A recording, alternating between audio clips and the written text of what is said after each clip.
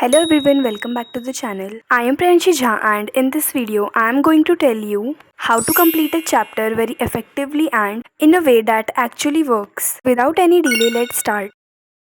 So first step to complete any chapter is to understand the whole chapter. Like what's the chapter is. Means chapter के हर topic को complete करना and समझना. सो इस चीज़ के लिए अगर तुम किसी बैच में इनरोल्ड हो तो ऑफ़ कोर्स तुम उसके डिटेल लेक्चर्स देखोगे एंड अगर तुम ट्यूशन्स में हो तो डेली तुम अपनी क्लास अटेंड करो, डेली जाओ एंड करो चैप्टर कंप्लीट। एंड एक टिप मैं तुम लोगों को देना चाहूँगी कि वन शॉट मत देखना।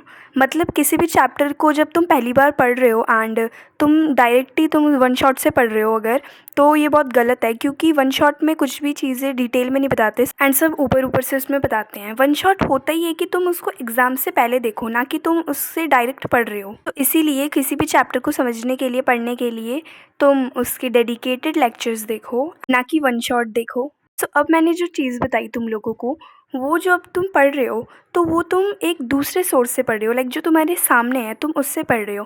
पर अब बारी आती है कि तुम खुद से कितना पढ़ रहे हो। इस जितना तुमने दूसरे सोर्स से पढ़ा, लाइक तुम्हारे सामने जो टीचर तुम्हें पढ़ा रहा था या जो तुम लेक्चर देख रहे थे, जितना तुम्हें उसमें पढ़ाया गया, क्या तुम एनसीईआरटी से, अपनी बुक से उतना पढ़ रहे हो? मीन्स तुम्हें सामने वाले ने जितना पढ़ाया है उतना रीड करो।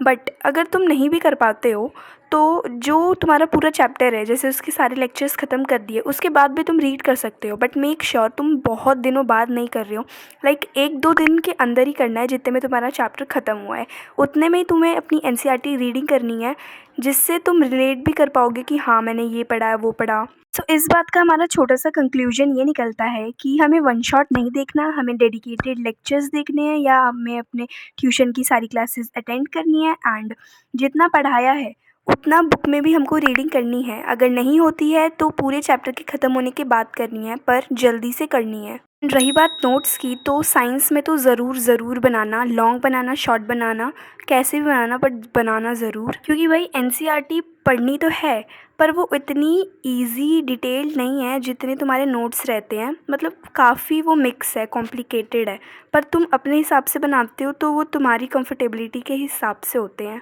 इसलिए मेरी मानो तो किसी सब्जेक्ट में बनाना मत बनाना, बट साइंस में ज़रूर बनाना। सो अब बात करते हैं क्वेश्चंस प्रैक्टिस की।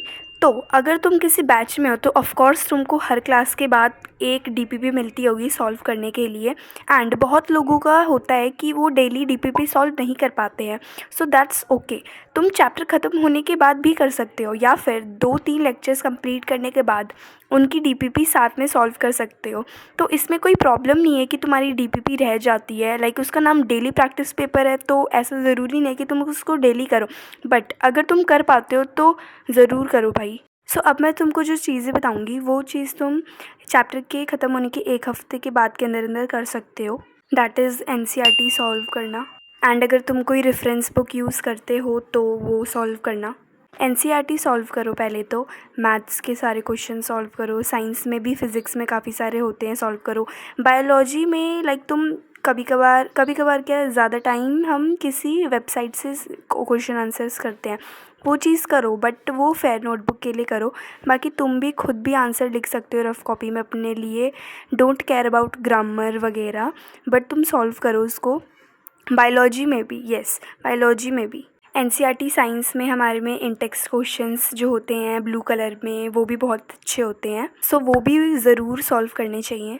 सो अगर तुम एक चैप्टर में ये सारी चीज़ें कर चुके हो तो एक लेवल तक तुम्हारा चैप्टर कंप्लीट हो चुका है। बट एग्ज़ाम तक तुम्हें इतना सब कुछ याद नहीं रहता है एंड ऑफ कोर्स हम बार बार रिवाइज़ नहीं कर पाते हैं। अब एक चीज़ काम आती है, दैट इज़ वन शॉट। सो अगर मैं तुम्हें पर्सनली बताऊं तो मैं कोई से भी चैप्टर का वन शॉट हमेशा देखती रहती हूँ, जो 20 मिनट 25 मिनट के होते हैं वो वाले। लाइक प्रशांत सर ने अभी रिसेंटली अपलोड करी थी मोशन के ऊपर, तो मैंने वो देखी।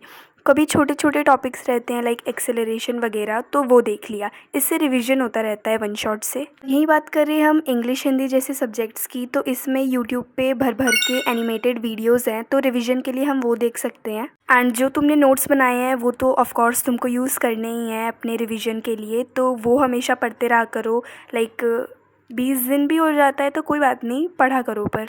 एंड नोट से रिलेटेड अगर तुम्हें कोई सी भी बातें जाननी है so you can comment down. And अगर तुम चैप्टर्स में ये वाले स्टेप्स करते हो तो तुम बिना किसी हेजिटेशन के उस चैप्टर के आगे डन लिख सकते हो, क्योंकि at a level, at a point तुमने वो चैप्टर बहुत ही अच्छी तरीके से कर लिया है with revision also. So I hope you all like this video. अगर मैंने कोई भी पॉइंट मिस आउट कर दिया है तो कॉमेंट में ज़रूर बताना।